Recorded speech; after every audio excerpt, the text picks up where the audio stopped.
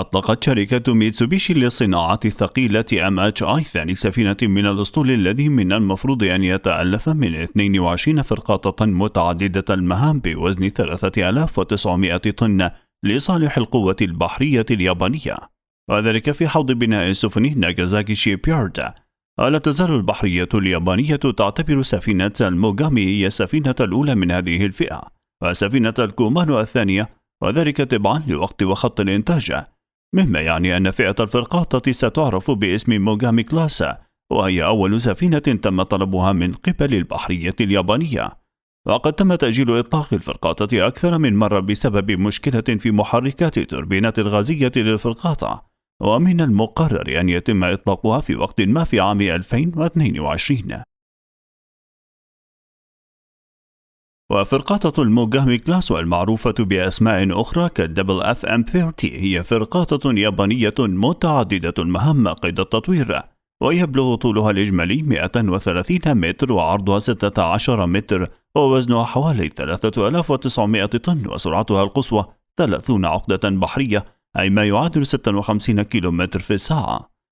والتصميم العام للDX30 أكد على تصنيع سفينة بحجم فرقاطة ولكن بقدرات مماثلة للمدمرات كمدمرة الإيكيزوكي كلاس، بالإضافة لامتلاك الفرقاطة مستوى عال من الأتمتة، وهو ما يعني تقليل عدد أفراد الطاقم ل90 فرد فقط مقارنة بالسفن الأخرى من نفس الحجم.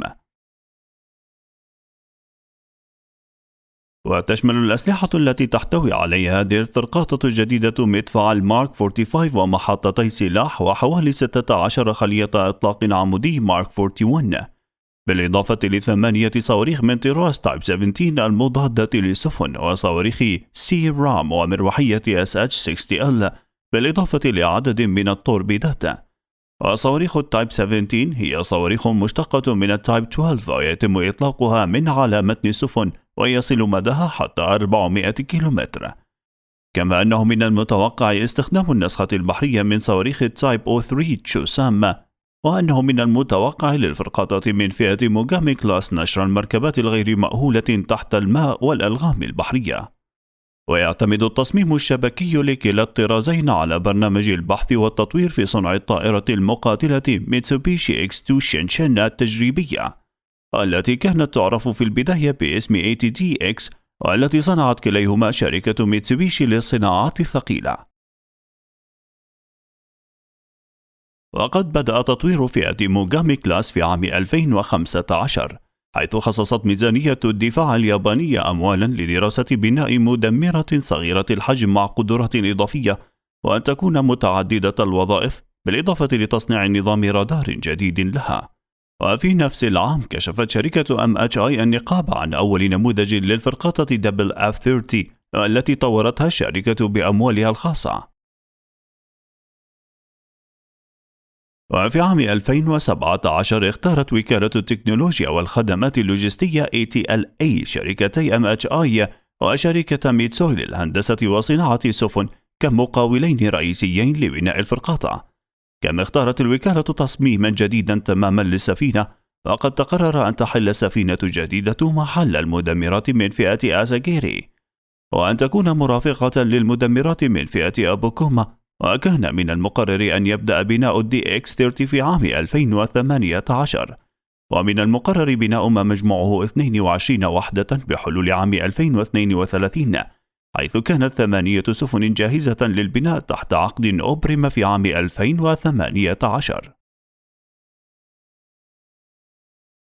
وكان التصميم الأصلي الذي تم استخدامه هو نموذج F30، وبدأ تصميم السفينة مشابها للسفينة القتالية الساحلية من فئة فريدم التابعة للبحرية الأمريكية. وقد تضمن تسليح السفينة اليابانية مدفع مارك 45 ومحطتي أسلحة وحظيرة لمروحية هليكوبتر. وتقرر طول السفينة ب120 متر ووزنها 3000 طن وسرعة 40 عقدة، وأن تستوعب طاقما من 100 شخص. ولكن لم يتم اختيار التصميم الأصلي، واختير بدلا عنه نموذج DX30. وعلى الرغم من حداثة هذا التصميم إلا أنه كان غير مرن مقارنة بالأقدم، وكانت العوامل الرئيسية الثلاثة فيه هو القدرة على تحمل التكاليف والأتمتة وإمكانيته على أداء مهام متعددة. ويبلغ الطول الإجمالي للسفينة 130 متر، وعرضها 16 متر، ووزنها 3900 طن، وسرعتها 30 عقدة. ومن المقرر أن يتم تشغيل الفرقاطات بواسطة محركات توربينية غازية من نوع MT30.